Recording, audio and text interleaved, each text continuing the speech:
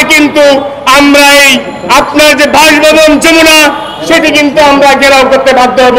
এই ডক্টর মোহাম্মদ ইউনূসের পক্ষে বাংলাদেশে যখন কেউ একটি ব্যানার দেওয়ার সাহস ছিল না, এই ফেসিবাদকে বিদায় করে আমরা ডক্টর মোহাম্মদ ইউনূসের নেতৃত্বাধীন এই অন্তর্বর্তীকালীন সরকারকে এই দেশ পরিচালনার দায়িত্ব দিয়েছিলাম। এই সরকার গঠিত হওয়ার পর অনেককে বলতে শুনেছি যে ডক্টর মোহাম্মদ ইউনূসকে আরো 5 বছরের জন্য চাই, কিন্তু আজকে আফসোস করে বলতে হয় তারা আজকে কোথায় গেলেন। কেন বলছি?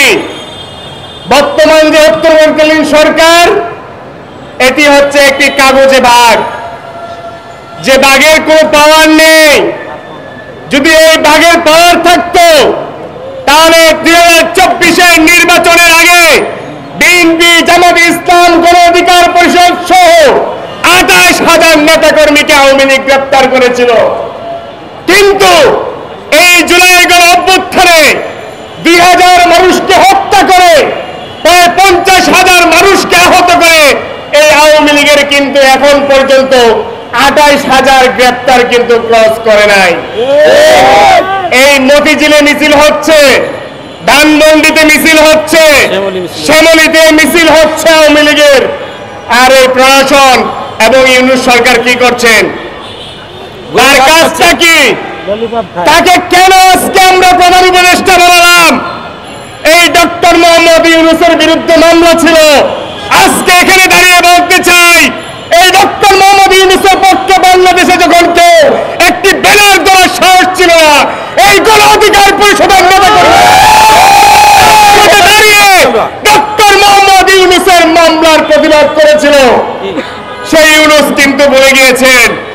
আজকে গণ অধিকার পরিষদের সংগ্রামী সভাপতি জনাব নুরুল হক নুরের উপর হামলা হয়েছে, কিন্তু দুঃখের সাথে বলতে হয় 19 দিন পের হয়ে গেলেও এখন পর্যন্ত কিন্তু কেউ গ্রেপ্তার হয় নাই।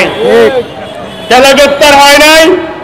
প্রধান উপদেষ্টার যদি নির্দেশনা থাকে তাহলে এই হামলায় যারা জড়িত, এইখানে মিডিয়ার যে সকল ভাইরা রয়েছেন, যাদের কল্যাণে দেশের মানুষ সেই হামলার স্থিরচিত্র দেখেছে, আমি এই সাংবাদিক ভাইদের কাছে ধন্যবাদ জানাতে চাই যে আপনাদের এই মাল্টিমিডিয়ার কল্যাণে সেদিন এই দেশের মানুষ দেখেছে কিভাবে নুরুল হক নুরের উপর হামলা হয়েছিল, কিন্তু কাউকে কিন্তু গ্রেপ্তার করা হয় নাই।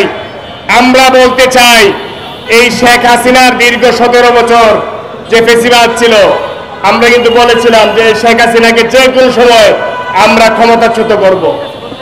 আমরা কিন্তু সেটি পেরেছি। এই ইউনূস সরকার কিন্তু আমাদের সরকার, এই ইউনূস সরকার কিন্তু আমাদের ম্যান্ডেটের সরকার। সুতরাং আমাদেরকে এমন কোন পরিস্থিতির দিকে টেনে দিবেন না যাতে আপনাকে এই গতি থেকে আমাদের টেনে নামাতে হয়। এই গণ অধিকার পরিষদের নেতা কর্মীরা ন্যায়ের পোস্টে বিন্দু পরিমাণ আপোষ করবে না। সুতরাং যে বিচার বিভাগীয় কমিশন তৈরি করেছেন, গঠন করেছেন, সেটি দ্রুত সময়ের মধ্যে এই প্রকৃতপক্ষে যারা এই হামলার সাথে জড়িত ছিল তাদেরকে গ্রেপ্তার করে বিচারের মুখোমুখি না করলে তাহলে কিন্তু আমরা এই আপনার যে বাসভবন যমুনা সেটি কিন্তু আমরা ঘেরাও করতে বাধ্য হব। ধন্যবাদ সবাইকে।